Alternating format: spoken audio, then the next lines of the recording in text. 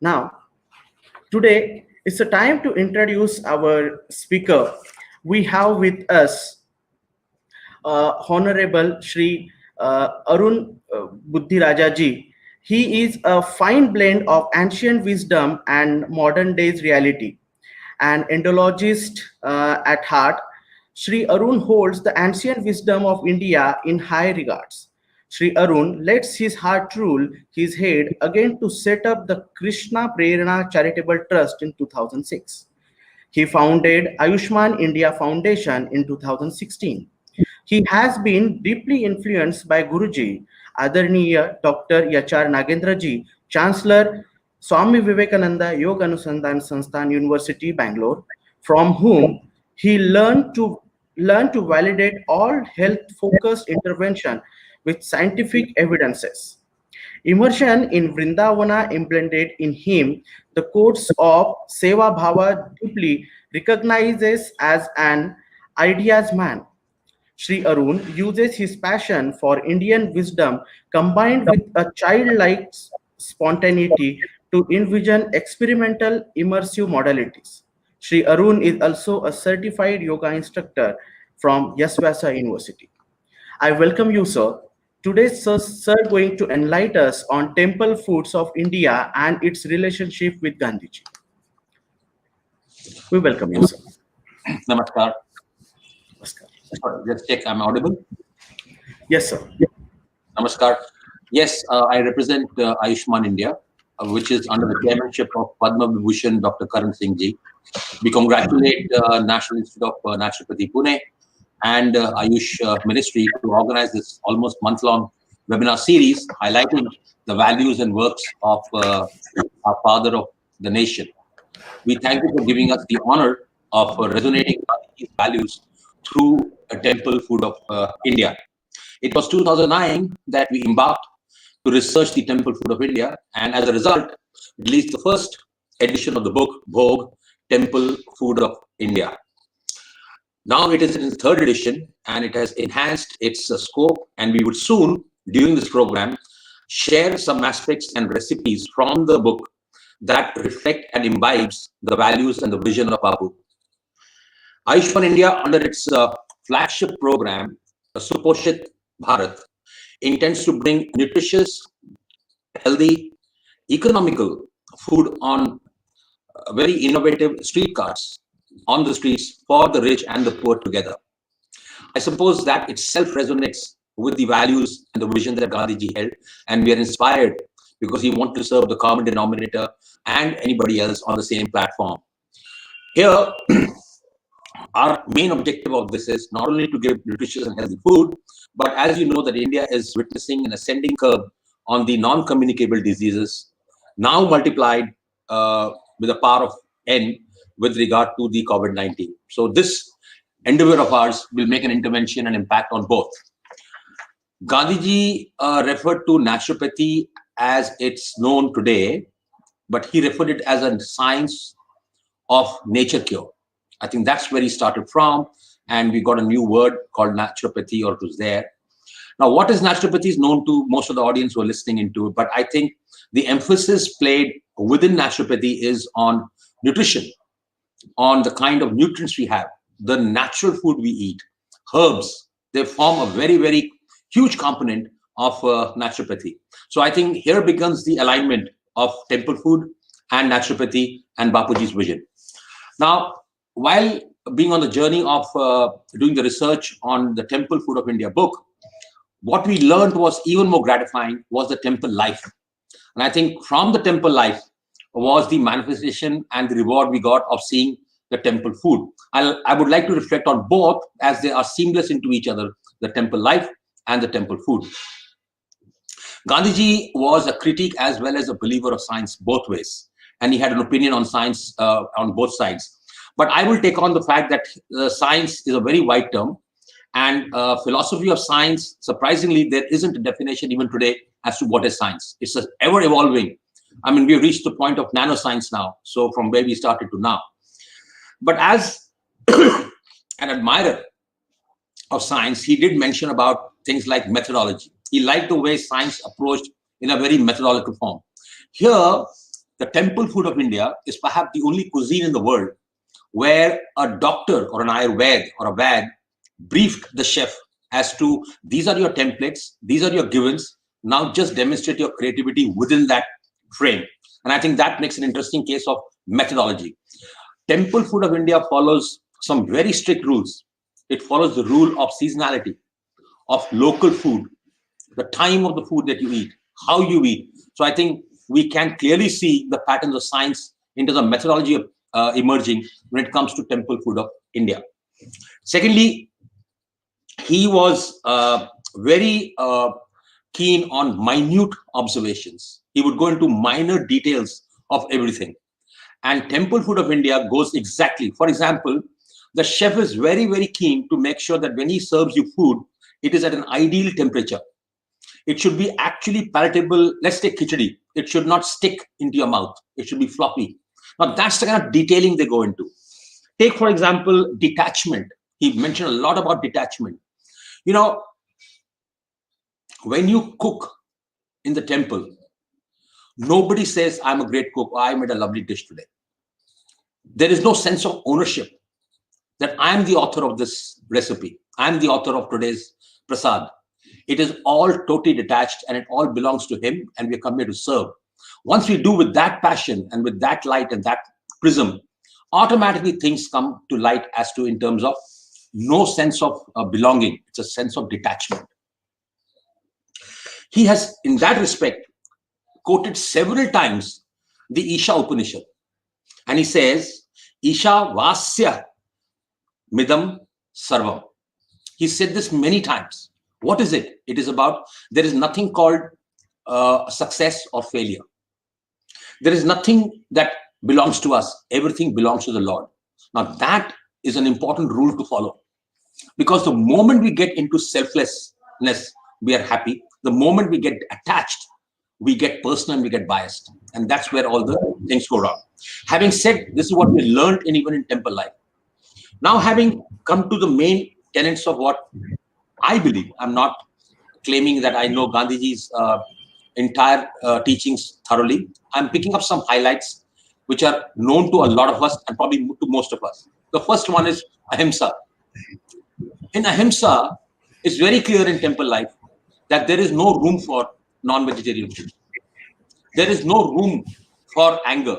There is no room for having to fight that I am so-and-so, I'm making the food. So ahimsa is being embodied and demonstrated in temple life thoroughly. The second point that he has emphasized a lot, today he's a symbol of Modi Sahab's program called Swachh Bharat. The Swachhta that I have seen in the temple kitchens, I'm yet to see even the best of luxurious five-star hotels. I'll give you one small example, two examples, which will demonstrate the point. One, when a cook enters the kitchen in a temple, he doesn't wear a stitched cloth. The moment you wear a stitched cloth, you're giving room for having to perpetuate disease and bacteria into the threads and into the sitting. The second is, you have seen in five-star hotels that people wear this cap on their head, all the chefs. In the temple food, they not only cover their head, but they also cover their nostrils and their mouth. Now, look at the extent of swachhta that you can go to. I've never seen this anywhere in any hotel or any hotel kitchen.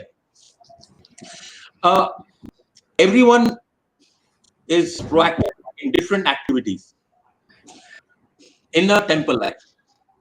One of his very fantastic, or I'm very influenced, his vision and his values was something called bread labor. You got to work and then eat your food. The day you don't work, don't eat. And it's fabulous. We're doing exactly the opposite. In the lockdown, we're sitting at home. We're saying, all right, we can't do anything, but we're very happy to eat. I think there's something wrong there. So I think if you look at a temple life, earlier and even now, but what you witness is different. You tend to go to a mandir and take prasad. Whereas the idea was that you go and do seva of any kind. You go and clean, you put garland, you put flowers, you fill water, you serve water, and at the end of it, you ask for your prasad and you go back home. Whereas today we go, we say, hello, ye mera kaam kar dena Bhagwan, thank you, I'm going. And he takes a prasad and goes away. Now that is not what is done. Okay. So I think there is a lot to learn from Gandhiji and from temple life, which is going to be very helpful as we go along in today's time and this ever-changing new time, which are now become the normal times. The other areas that he has emphasized is called Swadesh. Phenomenal. It's coming into being even today in today's difficult times, probably even more. But the understanding of Swadesh needs to be understood. Swadesh does not mean India. Swadesh does not mean country. Swadesh means where you are located. So everybody is a Swadeshi wherever he's located. I'll try to give you an example of this through a recipe. At Lord Jagannath Ji in Puri, in the temple, which is in Odisha, there is a dish that they make called ghee arno. Now, ghee arno, yeah. So when it is served, it looks like a pile of rice, absolutely like plain pile of rice, white rice. So I was waiting for some accompaniment to come so that I can start eating, whereas I got nothing. And the guy signaled me, come on, carry on, start eating. I was wondering what the hell. I mean, there's nothing to eat, there is nothing to accompany it. What do I eat? But however, since he commanded, that's the ritual and the discipline of life, I took a bite of the rice. And suddenly, I felt and experienced the burst of flavors in my mouth, like what you see in a cracker in Diwali. Now, what it was? What is ghee arno? Ghee arno is you boil the rice and you cook it only up to the 95% of the rice and add ghee and salt to it. Then you continue to cook it to 100%. Having done that, it becomes very fluffy. You add the remaining ghee and you add orange juice to it. The reason I'm also picked up this recipe for two reasons. One, look at its simplicity in making. Look at how tasty it can be. Imagine you're eating an orange juice-soaked rice in your mouth. However, more importantly, this is winter months. We are setting into winter months. Sharad is just about, Purnima is about on the 30th of this month. And you will realize that orange is available everywhere in the country. In Puri, of course, they have a typical green color orange, which has its own flavor, which is okay. Wherever you are located, in whichever part of the country, you take your orange that is available to you locally, and you make this ghee arno for yourself. So this is a fascinating example of Swadesh that I could give you. The next point is no waste, maximum utilization. I hear the most modern gurus of management, even today, talking about, I mean, what's the definition of a good strategy? A definition of good strategy is when you take minimum resources and make a maximum impact. I think nobody can challenge that definition of strategy. I'm sure there may be many more, but this is what we all want to do. We want to put in the least and we want to get the maximum out. Here I'm going to give you an example of a cool drink. Let me call it that way. And I would like to compete with the best cool drinks in the world, where I'm going to narrate this recipe for you. It's called Sheetal Samagri. It is made in Vrindavan. And what you do is you take a liter of water, to which you add 1 katori or a small bowl of mishri, to which you add 3/4 katori of pure gulab jal. Available ample because India is famous for its Indian rose. Now, to which you add 3 or 4 choti ilaichi, cardamom, to which you add what is called baras. Now, baras looks like a thin sheet of glass, broken glass, thin sheets, very thin layers. It's the highest quality of peppermint, and not the mint that we eat, which is available in the market in terms of our mouth fresheners. There's this huge difference between the two. However, now look at the ingredients. Gulab baras, available to you so economically that you can't even imagine that you bought it. You give 10 rupees, you get a change back. Is that cheap? Now you make this cool drink, and you're cool, absolutely cool. I've not had a more cooler drink. And mind you, in Vrindavan in North India, you witness temperatures going from 45 to 50 upwards. And this is a drink that actually quenches and gets you hydrated, and so cheap and tasty. In fact, this is one drink that is even served in the royal families of Rajasthan when a guest comes. So you can imagine it's not to be looked down upon as a drink. It's very, very luxurious to have.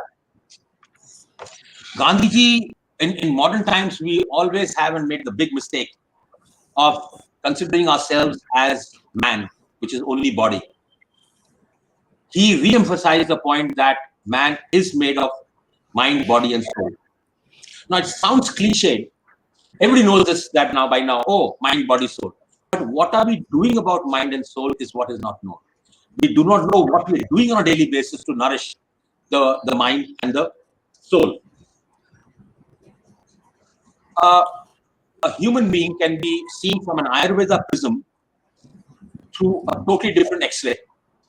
One, you look at the 5 elements, whether it's water, earth, and so on and so forth. You all know it. Yes. Then you look at a human being from the 3 gunas. Then you look at a human being from the 3 doshas. Now look at the matrix coming through. What an X-ray or a CT scan going through your body. Now that defines what you're supposed to eat, not what you like eating. So I'm going to make a contradiction here. The contradiction is that normally I hear you are what you eat. I'm saying you eat what you are. What dosha are you? What guna are you? Which particular element of the 5 elements is higher for you or lower for you?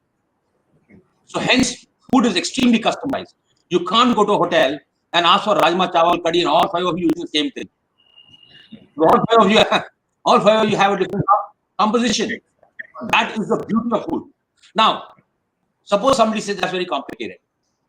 So I'm saying, isn't that the best medicine you can have? If I give you modern medicine, you say yak. When I say go and have an Ayurveda drink, you say कड़वा है. तो मैं कह रहा हूँ खाना खा लो. मगर उसमें थोड़ा बहुत तो लिहाज करना पड़ेगा, right? So that takes me to my next point, which is to look at the values that I'm just encapsulating now. Ahimsa. Somebody asked him, how do you live for 125 years?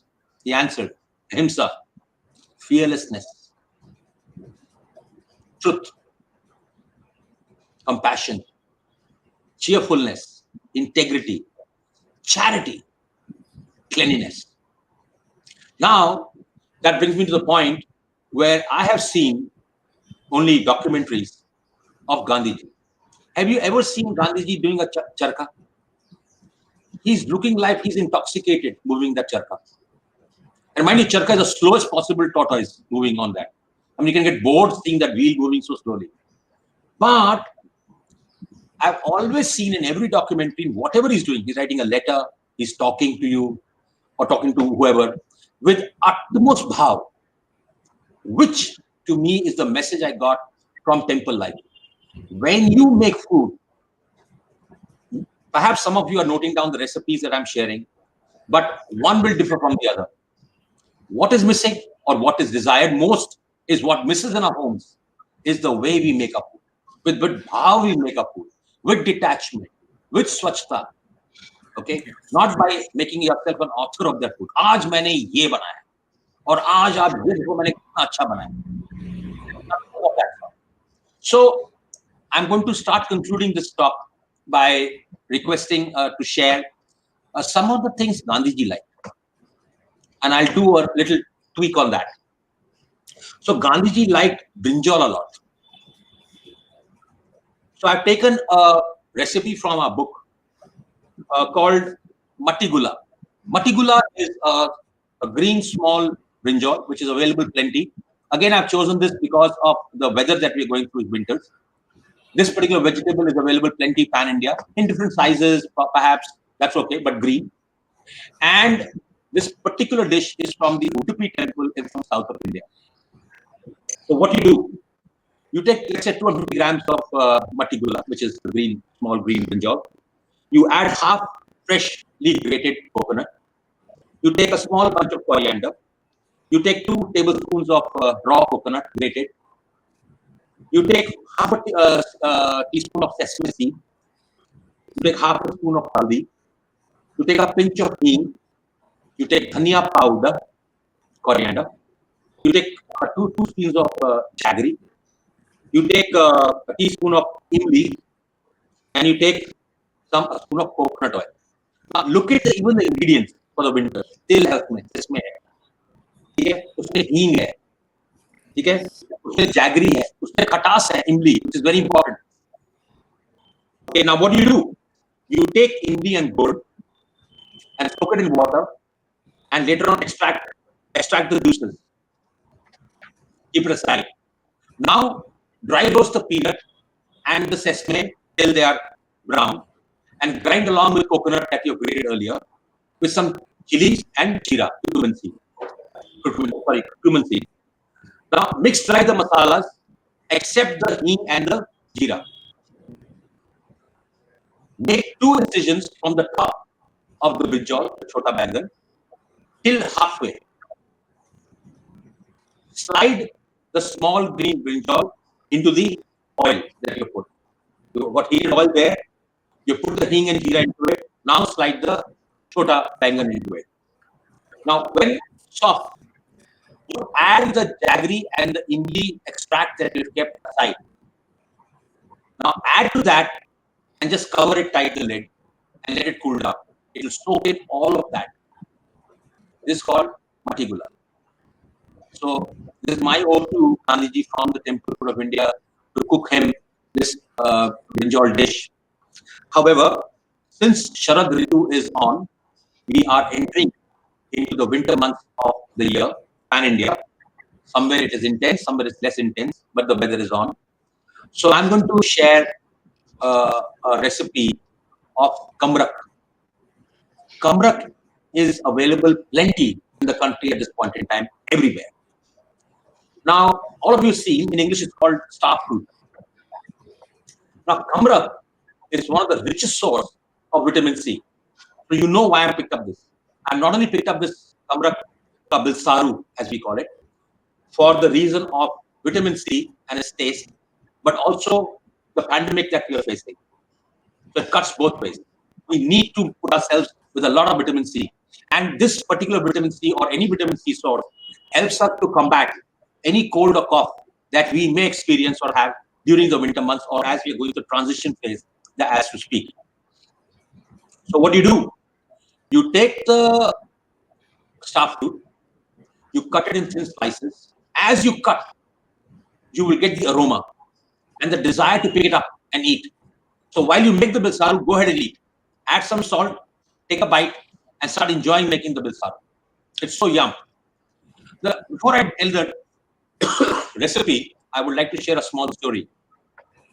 Kamrak can be very sour for young children, but they have to eat because the mothers want to protect the children from the severe winters, especially in the north that we face. So Yashoda Maya, what she does, she pickles this kamrak and then it becomes sweetened and has a longer shelf life. So as kids come back from playing, they all eat this very fondly. So what is the recipe? Very simple. You have sliced the star fruit. Now you quickly add the kamrak. You take, for example, jaggery. You take elaichi, and you take kesar. Now you made a chashni, a thick liquid out of this, which is jaggery, kesar, and elaichi. To which you quickly add the sliced star fruit. Now allow it to set. Enjoy the winters. That is for you, Kamrak ka bilsaru. The temple food is the food for thought. It gets to your mind.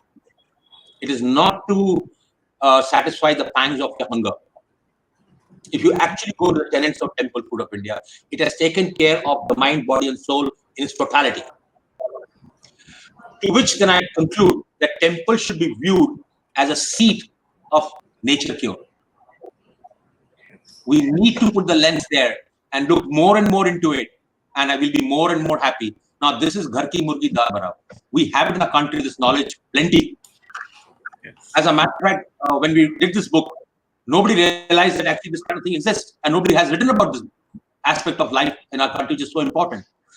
In the end, I would like to make an appeal to all the viewers who are watching now and subsequently watch the streaming on YouTube or Facebook of National Institute of Naturopathy, that please join us in our program called Suposhin Bharat. Spread the message. and let us try to make India well nourished. I mean, we can talk about big things, whereas we have something in hand to prevent and cure, which is our nutrition itself, which is a science. And hence, I'm saying that nature cure is a science and religion which are complementary. I'm saying science, if it is the realm of law, then religion is the realm of a lawmaker. Namaskar. I'm open to any questions if there are any.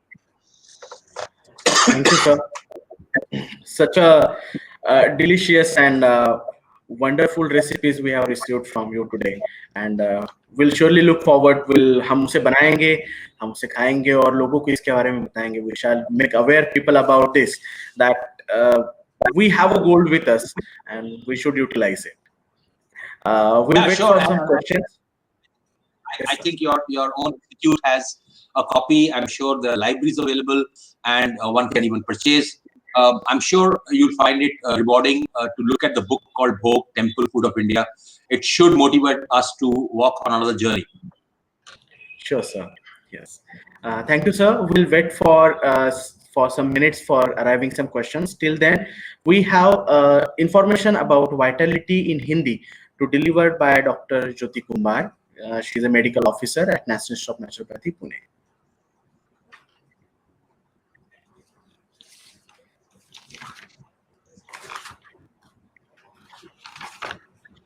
जैसे कि भी जानते हैं, इस वर्ष प्राकृतिक चिकित्सा दिवस समारोह की संकल्पना प्राकृतिक चिकित्सा से जीवन ऊर्जा का संवर्धन करना या पोषण करना यह है।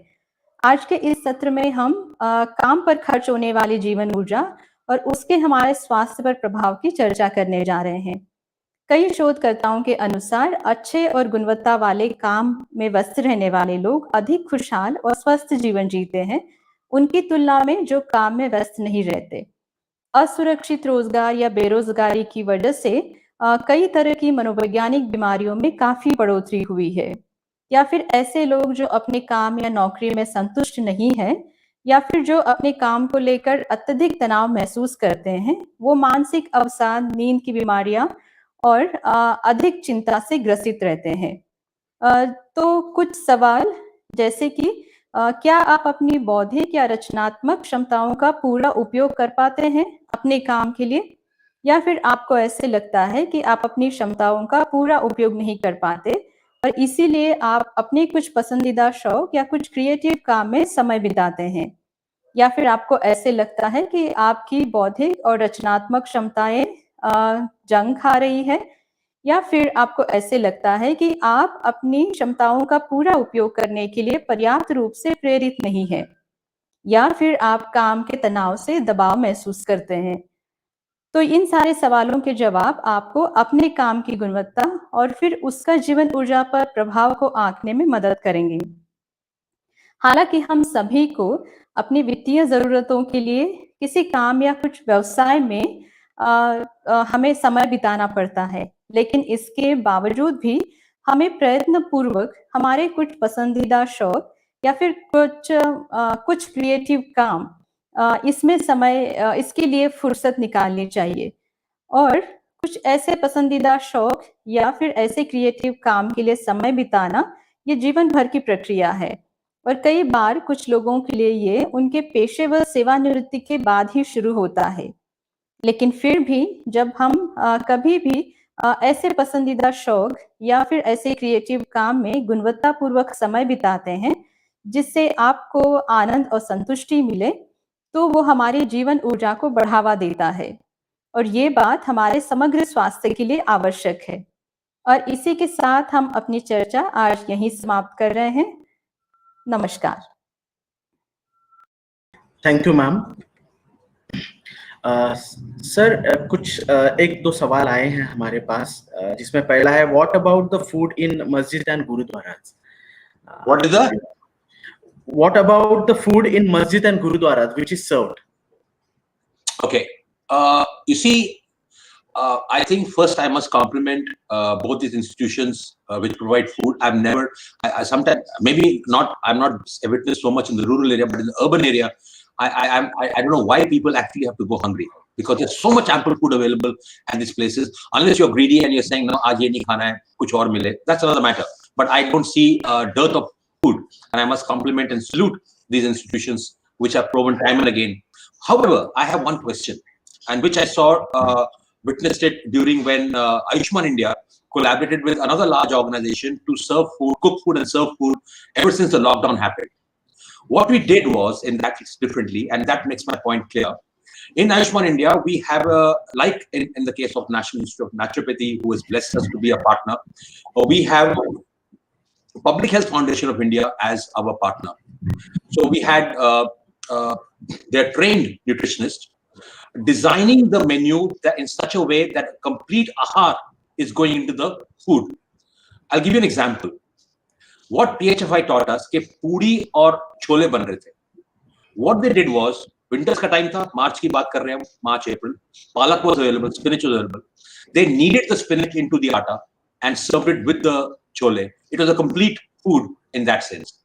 Unfortunately, what I witnessed during that point in time also was a lot of dal chawal going out, खिला रहे हैं, पर दाल कहीं जा रही है, पानी कहीं जा रहा है, आटा चावल कच्चा है, आटा roti कच्ची है. That's not serving food. So I would request any institute, whether Gurdwara, which serves maa ki dal and typically kali dal and roti with probably kada prasad, which is a wholesome food in itself, to look at the nutritional value and up the bar there, and engage organizations like PHFI, NIN to improve whatever they're doing by little bit, and it'll go miles ahead to serve the country. Yes. Thank you, sir. We have one question, that is, how do we take it to the young generation? Which is, how do we make them understand that this is temple food, is that what our culture is, not the junk food which they follow nowadays? Right. What is your message for them? So under the Suposhit Bharat, as I mentioned, Ayushman India's flagship program, we are taking the temple food on the street cart and appealing to people like Zomato or Panda or all these food delivery organizations to deliver temple food at people's home. Now, the example that I want to give the audience is that when we took out this book, Temple Food of India, it was not fighting the religious market.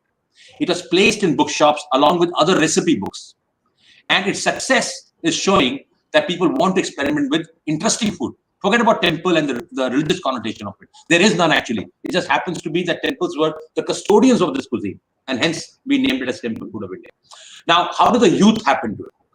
I truly believe as a person, and I've witnessed this from my corporate life to now, that supply creates demand. So let's say you go to a Google or a Amazon organization. There's a food court there, and there is Maggi noodle, and there is everything being served, or whatever is being served. You also place this food. Somebody will taste it, somebody will like it, and that's how the cycle will move. We do not need to be preaching this down to the youth and saying, "Arey, aapne temple food nahi khaya, to aapko to paap lagega." You know, that's not the way to go. You need to compete from taste to taste, palate to palate, and that's why in Suposhit Bharat, apart from nutrition, apart from economical, I underline the word, it is going to be very, very tasty. And we have the best chefs working on the menus of Suposhit Bharat to be put on the temple cart. Right. Thank you, sir. We have one question. This is from Gujarat. Sharad Purnima की रात में हमारे यहाँ गुजरात में छत पर चंद्रमा में दूध पोया बनाने का रिवाज है. इसका कोई आयुर्वेदिक लाभ होता है क्या? I just wanted to have an insight of it. इसको बहुत नामों से जाना जाता है. वाराणसी में इसको नमिश बोलते हैं. दिल्ली में इसको बड़ा अजीब सा नाम है, लोग कंफ्यूज होते हैं. इसका नाम है दौलत की चाट. So what you do actually, it usually happens in the north. So Gujarat also, I'm considering for a moment in terms of geography, it does get cold in Gujarat too. You have this fresh dew falling, and you are beating the milk constantly to get a fluff coming out, and you have this dew falling on it. It is extremely hydrating, because what do you do in winters? You tend to drink less water. Okay, here you have the purest of water that you're having, that you can imagine. Okay, and you have just the fluff of the milk going through. It's very light and nutritious. You can have a lot of it, and I think it is extremely. But not to forget the point that you asked the question earlier. Make it interesting, make it exciting, make it an event. Don't go into the nutritious value of it. वो तो है ही है. But how do you get the youth going to eat that, to make it a kind of an event? "Ore yaar, aaj pure raat jaag ke we're going to beat the milk and get the fluff out and have it as a fluffy sweet with dew." It sounds very romantic, let me tell you. So that's the way we need to position temple food of India. Yes, sir. One more question we have, that is, Namaste, sir. Thank you for your such a good wise talk. Aghuris eat non-vegetarian diets also, and also they are spiritual. So kindly state your views on this. Aghuris, Okay. Aghuris. Okay. Well, the same is also, mind you, not very far in Kashmir, in Hindu temples. Some of them have that. Don't go very far. It's in Bengal, where you call fish as a vegetarian food. Look, I'm not talking about and not getting into the area of non-veg and veg. All I'm saying is, if you look at the human anatomy, if you look at the human system, it is made and designed in a certain way. Okay. Now, suppose if it is designed by science like that, so you got to be careful. Number one. Number two, my bigger problem, which is what I think we need to address. If you are going to go through this kind of nice lifestyle, where it is going to be far more lazy and complacent, and you're not exercising enough, why are we today one of the most obese nations in the world? We're eating more and doing less. Simple. One problem we had in the past and still continues to linger is malnutrition. Here we're talking about overnutrition. So I think if you put that argument more in that sphere, it's better to say, listen, eat light, digest better, because you are anyway not running 5 kilometers every day. You probably only walk 30 minutes, which is more like meandering in a park, which is not neither here or there, right? So what is the best you can do? You start putting your nutrition. That is why we are again and again in Ayushman India emphasizing on Suposhit Bharat and saying, chalo apna ahar theek kar lete hain, baki chhod do. Let's get the argument out. Right. Thank you, sir. Can we get some kind of training inputs or skill development to offer such preparation which nurtures body, mind, and soul? Yes. So institutions like NIN and many others who are watching, including Ayush Ministry, my appeal is that this Suposhit Bharat, the food which is going to the carts, some of them are stationary on streets, some of them are in organizations, some of them are on delivery at home. I think we need a lot of people to come forward who are, let's say, have never cooked, or who have been cooking in a dhaba. Or we need to upskill them. We skill them. Some of them we upskill them, because we have some of the best chefs known in the world residing in our temples. So they will come and teach and train them, and hence the volume. That's why we are clear that we have a journey and a roadmap clear to be a pan-India operation on Suposhit Bharat. We have challenges. Who will give us the carts? Who will give us central kitchens? But we have everything else, all the dots mapped up. And I'm more than sure by next year, it will be a pan-India program. And soon enough, from this Diwali onwards, it will be shown in Delhi. And once it is showcased, as they say, the proof of the pudding is in eating it. I'm sure many people who are viewing this and many others will come forward and find the viability and the depth of this program that we have embarked ourselves. Thank you, sir. Next question we have is, kindly guide us regarding using one or mixture of cereals in a meal. Is it changing season wise?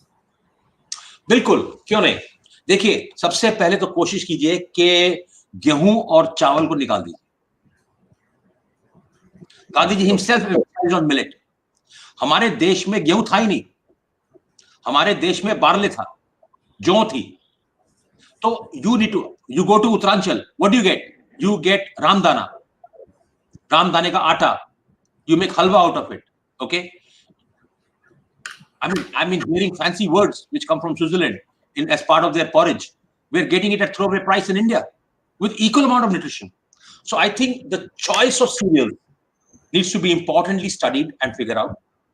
And to experiment that, I would say that in winters, आप गर्म चीजें खाइए, ठीक है ना? बाजरा खाइए, बाजरा गर्म होता है. गर्मी में जौ खाइए, वो ठंडी होती है, ठीक है ना? So chawal, for example, I've learned recently from a friend of mine in Bangladesh. They soak the rice in the night and they eat it the next day, and they even drink the water, क्योंकि उसकी तासीर ठंडी हो जाती है. So I think there is a certain amount of education that needs to go around 360 degrees with organizations like yours, Ayush Ministry, start putting a lot of education emphasis without being preachy in a very interesting format to reach out to our own people and to reach out to the world. Thank you, sir. We just have last two questions here. What do you think if we use this temple food recipes and create something interesting version for today's younger generation? For example, Machigulla pizza, where Mittigulla replaces pizza sauce and paneer replaces normal cheese. Okay, so I've seen many programs like what is it, twist the taste or something like that, twisting, turning, tinkering. I'm not sure that works. Number two, what I'm more sure, before we do that, why don't we actually sample what is there? Just to tell you, Dr. Pranav, that as you know that I spent half my life working in the corporate world and traveling the world before. No, वो कहते हैं ना कि 900 चूहे खा के हज को चली. So I'm one of them. Okay. So when I started eating, and I'd eaten the world cuisine, and when I started eating this food in 2000 in Vrindavan, that's what gave the reason to go and research Pan India. I was wondering, what kind of cuisine is this? What kind of food is this? So I'm again emphasizing, पहला काम ये है, इस खाने को table पे ले आओ. I'll make it very simple for you, and I'll conclude here. So Balram, Krishna, and Subhadra go out to meet an uncle in Puri. So Lakshmi ji is the queen of the kitchen and the palace in Puri of Jagannath Ji temple, that as you know today. Now they were supposed to return the same day, but they do not, because Krishna wants to have more fun and pastime in the forest. So finally, when they return after 2-3 days, Lakshmi ji is very angry. She said, "I'm not opening the door."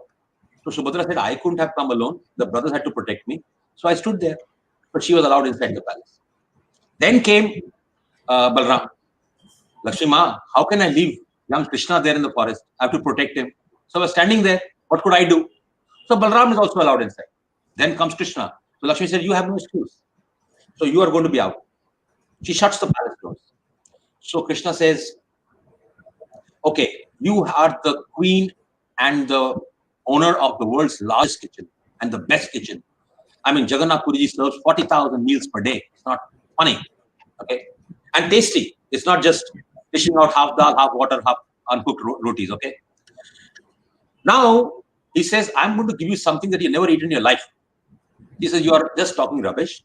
It doesn't work like that. I mean, I've seen cuisine across." He says, "I'm telling you, if you've eaten that, what I'm going to share, then I will not come inside." That was quite a statement to make and a good negotiating point. So Lakshmi ji opens and he offers rasgulla. Mind you, the rasgulla available in Jagannath Puri has got nothing to do with the rasgulla which is there in West Bengal and what we normally eat on the shelf in our daily life. It is unbelievable, that rasgulla, even today. And the way it's made by families from generations, that same rasgulla. Now, instead of me tweaking that rasgulla to make it a Kesi Das rasgulla or whatever, what's the point? The opportunity lies in actually the heroes are there already. उस diamond को सिर्फ निशारना है, उसको जौहरी के यहाँ रखना है, and let the eye catch, and let supply create demand. Okay, my request. I think there's one chef on the show. He's written to me separately also.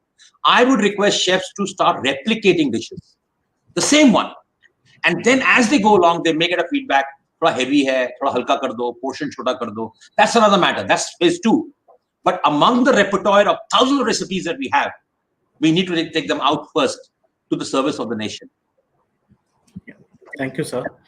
Last question today we have. It is, food recipes suggested by Mahatma ji are more simpler than the temple dishes which you described.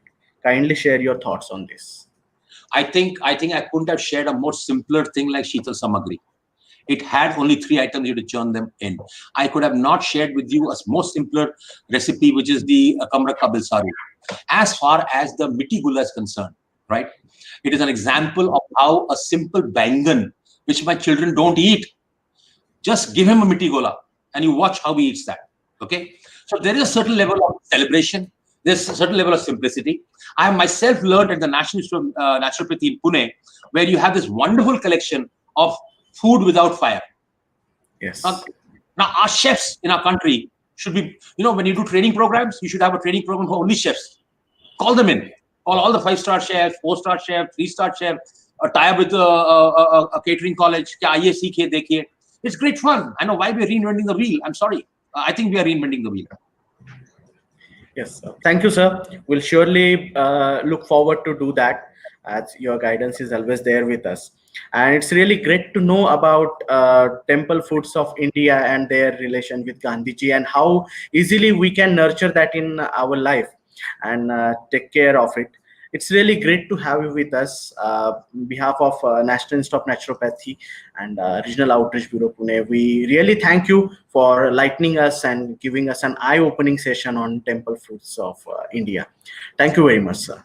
I would like to thank on behalf of the entire board of Ayushman India and on behalf of our chairman, Dr. Karan Singh, wishing you and NIN and Ayush Ministry its best wishes for the remaining webinars.